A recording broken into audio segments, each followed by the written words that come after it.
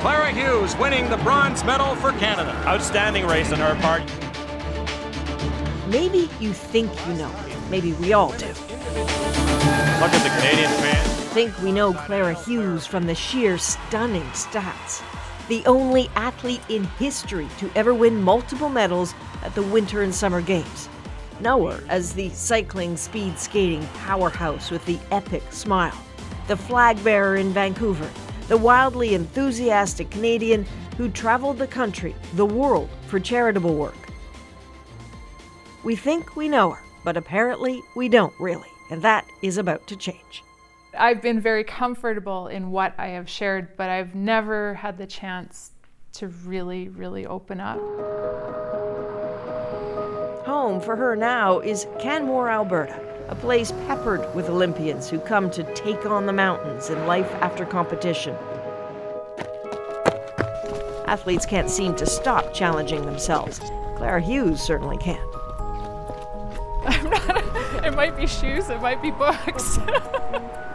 Both are good. At the town's tiny courier office, looking for a package a long time coming from her publisher. It appears to be a book. Thank you. Okay, thanks. Bye. See you. Thanks. A book years in the making, a memoir to finally explain what was happening behind the smile. All the private battles she just never shared before. Much of it about her family, her angry, ridiculing, alcoholic father, central to so much angst. Well, I'm incredibly anxious, I would say, to use the word correctly. I am this is different, but it's also kind of cool. One concern, her mother hasn't read the draft. What will she think? I just hope that this book doesn't hurt anyone.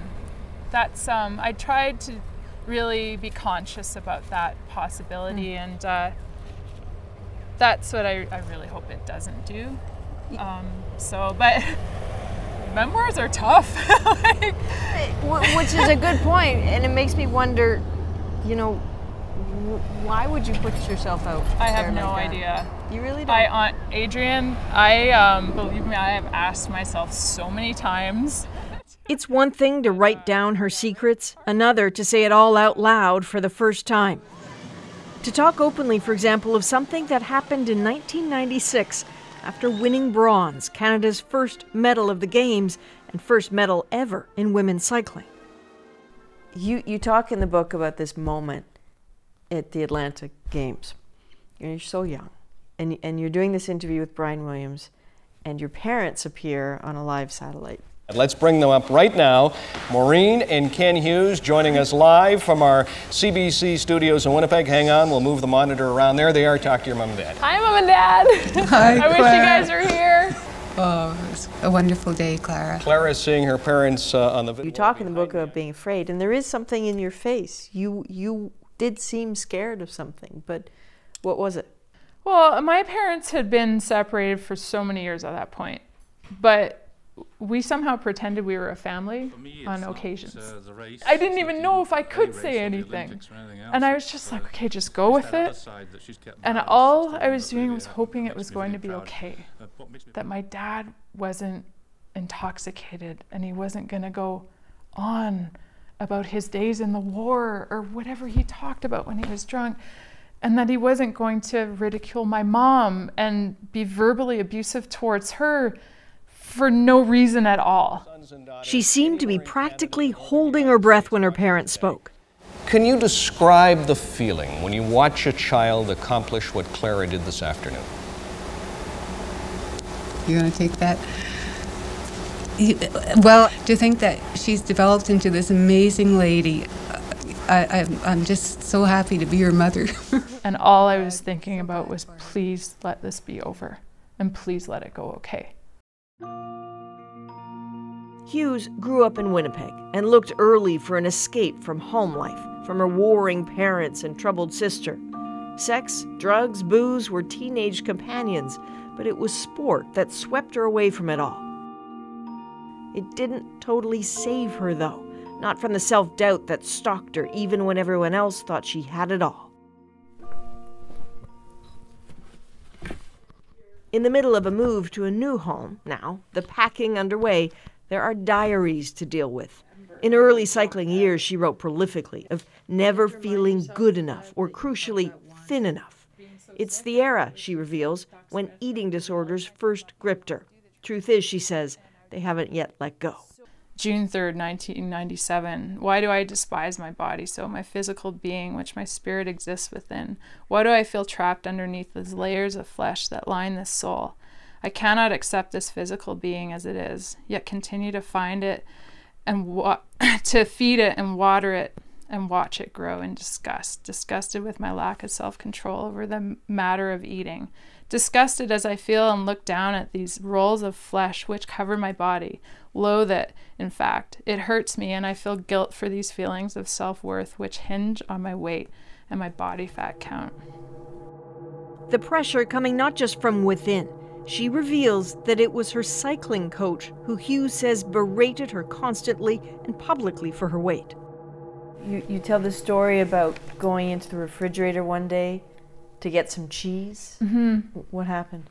I was trying to train to get back to go to a race and getting cheese out of the refrigerator, which you don't eat cheese if you're a bike racer. And at that point, I was eating whatever I wanted, and I was 25 pounds heavier than I was at the Olympics, feeling really bad about myself. So I was going to eat something to try to make myself feel better. And he said, look at that fucking piece of shit, that fat ass taking that cheese out of the fucking fridge. It took years, but she eventually wrote to the coach and told him she'd had enough of the humiliation, needed to drop him. And he called me and said, I got your letter, you can burn in hell, and hung up. He didn't understand, she realizes now, anything about her family background, her demons, her vulnerabilities. Still, she's not sure how he'll respond to the book. Add that to the list of anxieties that still swirl.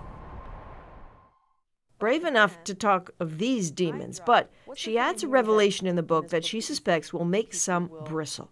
I dropped the pages when I read that you did have a doping infraction. Clara Hughes, a doping incident? This is the first Canadians are hearing of it. It was the 1994 World Championships in Sicily. She came in fourth, wasn't happy with the race, tried to forget about it until the phone rang a few months later. And I got a call from Pierre Tsubo, who was our national team director. And he was like, I have to tell you something. We received a notice from the Union Cycliste International that you've tested positive for ephedrine. And I was like, what? And I didn't know what ephedrine was. And I asked him what it was, and he said it's a stimulant and it's found in cough medication. Did you take any cough medication or cold medication? And I hadn't. Like we were drilled in enough from the CCES, and from our federation, that you can't take anything. Like, you cannot take anything that's going to help you get over a cold or a lung infection or pain medication. You can't take that as an athlete. I do know that I didn't cheat.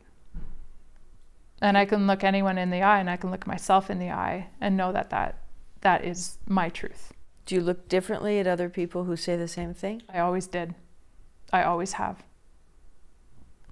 I've also never been publicly outspoken about people who do test positive, because you never know. All these years later, she claims it remains a mystery how the ephedrine got in her sample. Still, bottom line is she was given a 3-month suspension back then in the off-season and advised, just keep this to yourself. Don't talk about it, ever. So why say it now? There's a big risk. I never would have to, this is not something I have to talk about. This could have been a secret to my grave, but I just felt that I couldn't not. And people are going to judge me over this. There are people that are going to say that everything I did, that I cheated in it. And I can't control that. That is something that it's the decision of the reader and people that are going to come to know me in this book that they can make. This is the part that I really get to share. Hughes maintains she's ready for the consequences of sharing. In the same way she lets legions of kids grab those medals and imagine the best, it's okay to let Canadians in on the worst, too. Her father is gone now, and that, she says, is really the only way this book could have been written. he would never have understood. Some in her family still may not. But it's her life, and she's good with her decision, buoyed by having a husband who stood by her in the hardest moments and now gets to enjoy the sweetest of them. And she's as healthy as she's ever been, maybe more. Just saying everything out loud was one more grueling challenge Clara Hughes says she needed to and was ready to accept. Adrienne Arsenault, CBC News, Canmore.